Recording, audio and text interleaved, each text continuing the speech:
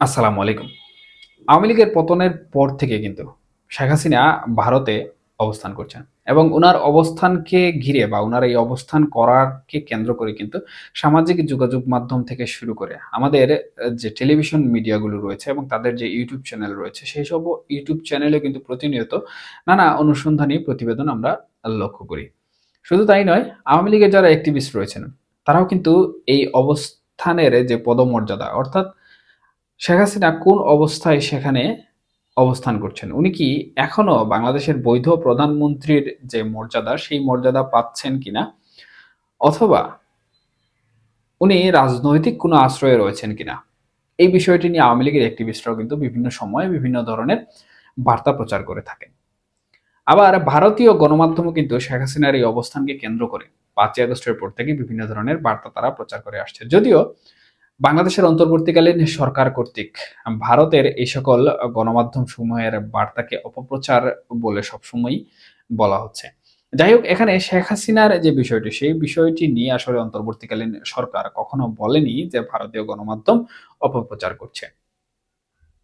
যাই হোক, এখানে মূল যে বিষয়টি সেটি হচ্ছে বর্তমানে শেখ হাসিনার প্রধানমন্ত্রিত্ব বা উনি বাংলাদেশের বৈধ প্রধানমন্ত্রী রয়েছেন, এই বিষয়টি নিয়ে আওয়ামী লীগ যেমন আন্তর্জাতিক মহলগুলোতে প্রমাণ করার জন্য বিভিন্ন ধরনের লবিং তদবির করছে, বিভিন্ন আন্তর্জাতিক আদালতগুলোতে তারা বিভিন্ন মামলা মোকদ্দমায় লড়ছে, ঠিক একইভাবে বাংলাদেশের জনগণের কাছে এবং বাংলাদেশের অ্যাক্টিভিস্ট পাড়ায়ও কিন্তু শেখ হাসিনা বৈধ প্রধানমন্ত্রী এই বিষয়টি নিয়ে ৫ই আগস্টের পর যেমন আলোচনা সমালোচনা হচ্ছিল, এখনো আলোচনা সমালোচনা কিন্তু অনেকটাই তুঙ্গে রয়েছে। যদিও বাংলাদেশে বর্তমানে যে অবস্থা দাঁড়িয়েছে বা বাংলাদেশ বর্তমানে যে অবস্থায় চলছে সেই অবস্থায় কিন্তু কোনো একটি বিষয়ে স্থিতিশীল নয়। এখানে দেখা যাচ্ছে যে সকালে একটি বিষয় ঘটলে বিকেলে আরেকটি বিষয় আলোচনার কেন্দ্রবিন্দু হয়ে যায়। অর্থাৎ ভ্রাম্যমান একটি অবস্থায় পরিচালিত হচ্ছে দেশ। এখানে কখন কিভাবে কি হয়ে যায় এটি কিন্তু কোনো বিশেষজ্ঞ, কোনো বিশ্লেষক ধারণাও করতে পারেন না। যাই হোক, আমি যে কথাটি বলতে চাচ্ছিলাম সেটি হচ্ছে শেখ হাসিনা বৈধ প্রধানমন্ত্রী। উনি ভারতে অবস্থান করছেন এবং ভারতে অবস্থান করার জন্য ভারত উনাকে রাষ্ট্রীয়ভাবে এখনো প্রটোকল দিচ্ছে বা উনি কোথাও সফরে গেলে ভারত এখনো রাষ্ট্রীয় প্রটোকলে উনাকে সেখানে নিয়ে যাচ্ছে। এই বিষয়টি নিয়ে কিন্তু আমরা লক্ষ্য করলাম যে সামাজিক যোগাযোগ মাধ্যমগুলো এবং আওয়ামী লীগের যারা অ্যাক্টিভিস্ট রয়েছেন তারা সামাজিক যোগাযোগ মাধ্যমে নানা ধরনের প্রচার প্রচারণা করছেন। তবে তাদের এই প্রচার প্রচারণাকে বাংলাদেশের যে সকল গণমাধ্যম সমূহ রয়েছে, বিশেষ করে টেলিভিশন মিডিয়া ইউটিউব চ্যানেলগুলো, সেখানে তারা খণ্ড খণ্ড যে প্রতিবেদনগুলো প্রচার করে সেই সকল প্রতিবেদনেও কিন্তু আমরা লক্ষ্য করেছি যে তারা এর বিপরীতে নানা ধরনের কথাবার্তা বলেছে এবং তথ্য প্রমাণ যে যেভাবে পারে উপস্থাপন করার চেষ্টা করেছে। এই বিষয়টি মূলত আলোচনায় আসার বা এটি নিয়ে বর্তমানে আলোচনা জমে ওঠার পেছনে যে কারণটি রয়েছে সেটি হচ্ছে সম্প্রতি শেখ হাসিনা উড়িষ্যা সফর করেছেন এবং সেখানে তিনি আওয়ামী লীগ নেতাদের সাথে কর্মীও যুক্ত করছে, আওয়ামী লীগ নেতা কর্মীদের সাথে উনি বৈঠক করেছেন। সেই বৈঠকে উনি আওয়ামী লীগের কার্যক্রম সম্পর্কে একটি নির্দেশনা দিয়েছেন। শুধু তাই নয়, এখানে আরেকটি গুরুত্বপূর্ণ বিষয় এড করা হয়েছে, সেটি হচ্ছে শেখ হাসিনা ভারতের রাষ্ট্রীয় প্রটোকল ব্যবহার করেছেন বা প্রটোকল পেয়েছেন উড়িষ্যা যাওয়ার জন্য এবং হেলিকপ্টার যোগে সেখানে গিয়েছেন। এখন এই বিষয়টি নিয়ে কিন্তু প্রশ্ন তৈরি হয়েছে বা আলোচনা সমালোচনা তৈরি হয়েছে। তাহলে কি ভারত সরকার বা ভারত প্রশাসন শেখ হাসিনাকে এখনো বাংলাদেশের বৈধ প্রধানমন্ত্রীর যে মর্যাদা রয়েছে সেই মর্যাদা দিচ্ছে কিনা? কিংবা তারা এখনো মনে করে যে শেখ হাসিনা বাংলাদেশের বৈধ প্রধানমন্ত্রী হিসেবে রয়েছেন? এই বিষয়টি নিয়ে বাংলাদেশের যে সকল টেলিভিশন মিডিয়া তাদের ইউটিউব চ্যানেলে তথ্য উপাত্ত ভিত্তিক প্রতিবেদন তৈরি করেছে। তার মধ্যে ২১শে টেলিভিশনের একটি প্রতিবেদন আমার নজরে এসেছে। সেখানে আমি লক্ষ্য করলাম যে তারা এই বিষয়টি নিয়ে যুক্তি খণ্ডন করেছে এবং তাদের যে তথ্য উপাত্ত রয়েছে সেই তথ্য উপাত্ত থেকে কিন্তু তারা একটি বিশ্লেষণ করেছে।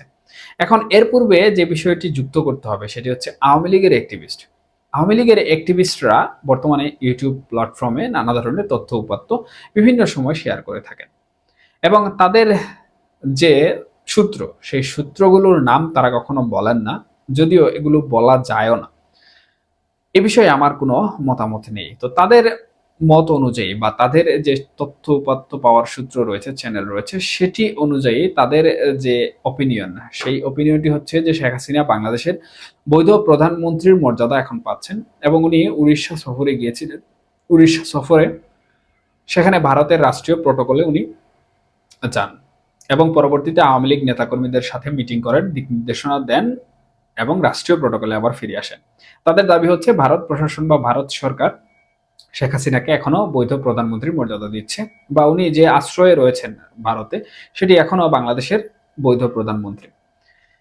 এখন এই বিষয়টিকে কেন্দ্র করে যেমন সামাজিক যোগাযোগ মাধ্যমগুলোতে এক ধরনের আলোচনা সমালোচনা হচ্ছে, তেমনি অন্তর্বর্তীকালীন সরকারের মধ্যেও কিন্তু এক ধরনের গুঞ্জন ওঠা শুরু হয়েছে। কারণ ইতিমধ্যে শেখ হাসিনার উপর যে মামলাগুলো আনা হয়েছে বা আওয়ামী লীগের যে সকল নেতাকর্মীদের উপর মামলা মোকদ্দমা চলছে, বিশেষ করে আন্তর্জাতিক অপরাধ ট্রাইব্যুনালে, সেই আন্তর্জাতিক অপরাধ ট্রাইব্যুনালের মামলা মোকদ্দমার কিন্তু শুনানি শুরু হয়েছে এবং শেখ হাসিনা সহ বেশ কয়েকজনের নামে ইতিমধ্যে কিন্তু গ্রেফতারি পরোয়ানাও জারি হয়েছে। এবং এর কিছুদিন পূর্বে আমরা লক্ষ্য করেছি যে ভারত সরকারের কাছে সরাসরি আমাদের প্রধান উপদেষ্টাও শেখ হাসিনাকে ফেরত দেওয়ার বিষয়টি জানতে চাইলে ভারতের যিনি প্রধানমন্ত্রী রয়েছেন উনি কোনোভাবেই কিন্তু এই বিষয়টিতে কোনো ধরনের মন্তব্য করেননি। আবার অন্তর্বর্তীকালীন সরকার কর্তৃক ভারতকে বিভিন্ন সময়ে শেখ হাসিনাকে ফেরত দেওয়ার বিষয়ে চিঠিপত্র দেওয়া হলেও ভারত সরকার বা ভারত প্রশাসন এখানে কোনো ধরনের জবাব দেয়নি বা এক কথায় বলা যায় যে শেখ হাসিনার বিষয়ে, শেখ হাসিনা ফেরত দেওয়ার বিষয়ে তারা কোনো ধরনের তৎপরতা দেখায়নি। তবে ভারতীয় বিশ্লেষকরা বিভিন্ন গণমাধ্যমে এই বিষয়টি নিয়ে বিভিন্ন বার্তা দিয়েছেন, সেই বার্তাগুলো এখানে আলোচনা না করাই ভালো। মূল যে কথাটি সেটি হচ্ছে অন্তর্বর্তীকালীন সরকারকে ভারত পাত্তা দেয়নি শেখ হাসিনাকে ফেরত দিবে কি দেবে না এই বিষয়টি নিয়ে। ঠিক একইভাবে আওয়ামী লীগ অ্যাক্টিভিস্টরা যেভাবে দাবি করছেন যে শেখ হাসিনাকে রাষ্ট্রীয় প্রটোকলে এক জায়গা থেকে আরেক জায়গায় হেলিকপ্টার যুগে যেতেও কিন্তু সাহায্য সহযোগিতা করছে ভারত সরকার। সুতরাং ভারত এখনো এটি মানে যে শেখ হাসিনা বাংলাদেশের বৈধ প্রধানমন্ত্রী, যদিও শেখ হাসিনার পদত্যাগ পত্র নিয়ে প্রথম থেকেই বাংলাদেশে নানা ধরনের আলোচনা সমালোচনা জন্ম হয়ে আছে বা রহস্য তৈরি হয়ে আছে।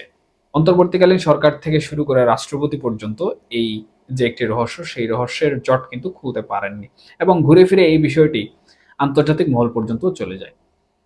যাই হোক, প্রসঙ্গগত অনেক কথাই বলা হয়ে যায়, তবে যে বিষয়টি মুখ্য সেটি হচ্ছে 21 টিভির যে প্রতিবেদন, সেই প্রতিবেদনে বলছে যে আওয়ামী লীগ অ্যাক্টিভিস্টরা যে দাবিটি করছেন মূলত সেটি সম্পূর্ণরূপে ভুয়া এবং 21 টিভির যে সকল তথ্য উপাত্ত রয়েছে সে সকল তথ্য উপাত্ত অনুযায়ী এ ধরনের কোনো কিছু ঘটেনি। অর্থাৎ রাষ্ট্রীয় প্রটোকলে কোনোভাবেই কিন্তু শেখ হাসিনা কোথাও যাতায়াত করেননি বা তাদের যে গণমাধ্যম কর্মী রয়েছেন ভারত জুড়ে তারা কখনো এই ধরনের কোনো কিছু নজরে আসেননি বা দেখেননি।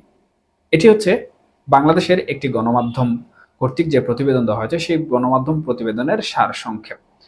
কিন্তু আওয়ামী লীগের অ্যাক্টিভিস্ট যারা রয়েছেন তারা দাবি করছেন যে মূলত শেখ হাসিনা বৈধ প্রধানমন্ত্রী পদমর্যাদায় এখনো ভারতে অবস্থান করছেন এবং ভারতীয় অ্যাক্টিভিস্টরাও কিন্তু এই দাবিটি করছেন। সুতরাং এই যে একটি বিষয়, এই বিষয়টি আসলে ততক্ষণ পর্যন্ত না প্রমাণিত হবে যতক্ষণ পর্যন্ত না আমরা সুস্পষ্ট কোনো বার্তা ভারত প্রশাসন থেকে পাবো।